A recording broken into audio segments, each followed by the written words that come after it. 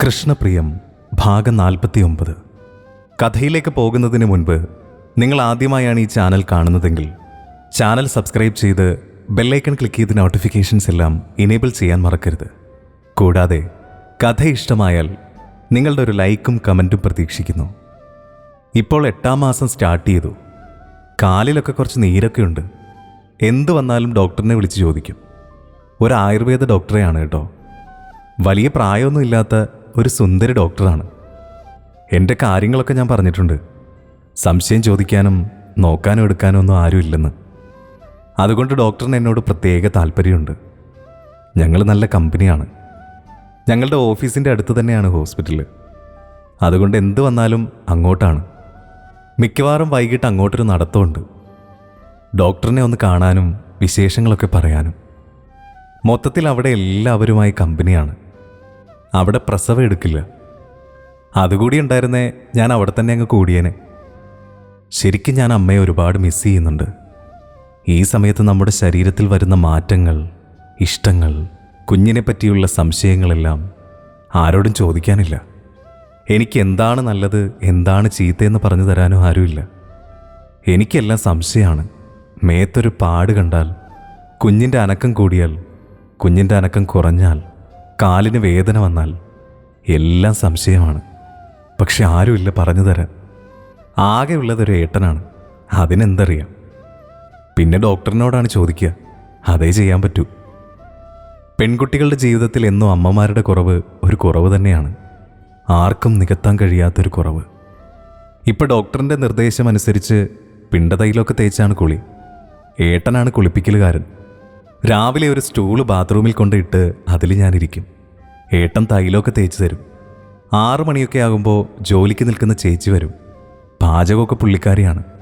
പാചകവും ക്ലീനിങ്ങും ഒക്കെ കഴിഞ്ഞ് 8 മണിയാകുമ്പോൾ അവർ പോകും. എന്നെ കുളിപ്പിച്ച് ബാത്റൂമും കഴുകി ഏട്ടനും കുളിച്ചിറങ്ങും. പിന്നെ എന്നെ ഓഫീസിലാക്കി ഏട്ടൻ സൈറ്റിലേക്ക് പോകും. വീട്ടിൽ ഒറ്റയ്ക്ക് ഇരിക്കണ്ടെന്ന് പറഞ്ഞാണ് ഓഫീസിലേക്ക് കൊണ്ടുപോകുന്നത്. അവിടെയാകുമ്പോൾ നീതും ഉണ്ടല്ലോ. വൈകിട്ട് ഞാനും നീതും കൂടി നടക്കാനിറങ്ങും. നടന്ന് ഹോസ്പിറ്റലിൻ്റെ അടുത്തെത്തുമ്പോൾ ഞാൻ അവിടെ നിൽക്കും. നീതു പോകും.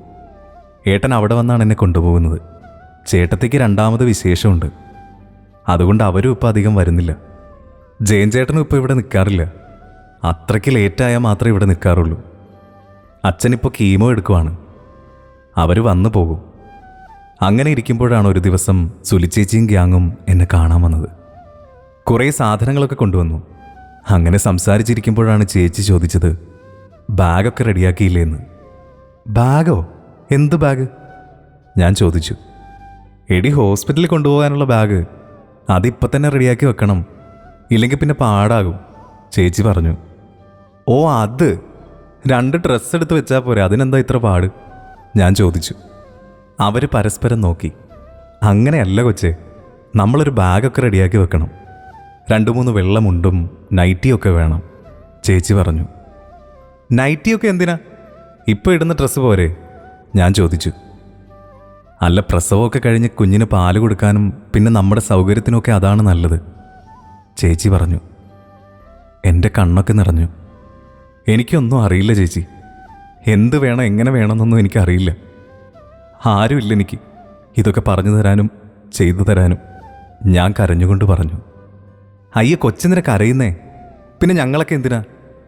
എല്ലാം റെഡിയാക്കി തരാം, കൊച്ചു കരയണ്ട, ചേച്ചി പറഞ്ഞു. പിന്നെ ഏട്ടനെയും കൂട്ടി സുലിച്ചേച്ചി കടയിലൊക്കെ പോയി ആവശ്യമുള്ള സാധനങ്ങളൊക്കെ വാങ്ങി. മുണ്ടൊക്കെ ചേച്ചി കൊണ്ട് തന്നോളാന്ന് പറഞ്ഞു. ചേച്ചി പിന്നെ ഇടയ്ക്കൊക്കെ വരും എന്നെ കാണാൻ. ആരുമില്ലാത്തവർക്ക് ദൈവം ഇങ്ങനെ കുറച്ച് ആൾക്കാരെയൊക്കെ തരും. അങ്ങനെ വീണ്ടും ദിവസങ്ങൾ കടന്നുപോയി. ഒരു ദിവസം രാവിലെ ഇരിക്കുമ്പോഴാണ് എനിക്ക് വയറ്റിലൊരു കൊളുത്തിപ്പിടുത്തം. ഏട്ടനോട് പറഞ്ഞപ്പോൾ തന്നെ കാറ് വിളിച്ചു. ഞങ്ങൾ ഹോസ്പിറ്റലിലേക്ക് പോയി. എന്നെ നേരെ ലേബർ റൂമിലേക്ക് കയറ്റി. പെയിൻ ഇടവിട്ട് വരുന്നുണ്ട്. ഡോക്ടർ വന്ന് PV ചെയ്തു. ഇവിടെ ഡെലിവറിക്ക് ഹസ്ബൻഡിന് കൂടെ കയറാം. അത് വലിയൊരു ആശ്വാസമായി. ആദ്യം മുതൽ തന്നെ ഏട്ടൻ കൂടെയുണ്ട്. എനിക്ക് പെയിൻ വരുമ്പോൾ ഏട്ടൻ്റെ മുഖം മാറും. എൻ്റെ വേദന കണ്ട് അവസാനം ഏട്ടൻ കരയാൻ തുടങ്ങി. ഒരുപാട് എന്നെ വിഷമിപ്പിക്കാതെ എൻ്റെ മോൻ വെളിയിൽ വന്നു. എന്നേക്കാളേറെ ഏട്ടനാണ് കരഞ്ഞത്. പാവം, പേടിച്ചു പോയി. ഞാൻ തളർന്നു, വയ്യാതായി. എന്നെ റൂമിലേക്ക് മാറ്റുമ്പോൾ ജയൻചേട്ടനും ചേട്ടത്തിയും എല്ലാവരും ഉണ്ട്. നീതുവിൻ്റെ അമ്മയും ഉണ്ട്. ഏട്ടൻ അവരെ വിളിച്ച് പറഞ്ഞിരുന്നു. അങ്ങനെ ഞങ്ങളുടെ ജീവിതത്തിൻ്റെ അടുത്ത ഘട്ടം ആരംഭിച്ചു. തുടരും. വീഡിയോ ഇഷ്ടമായെങ്കിൽ ലൈക്ക് ചെയ്യാനും ഷെയർ ചെയ്യാനും സബ്സ്ക്രൈബ് ചെയ്യാനും മറക്കരുത്.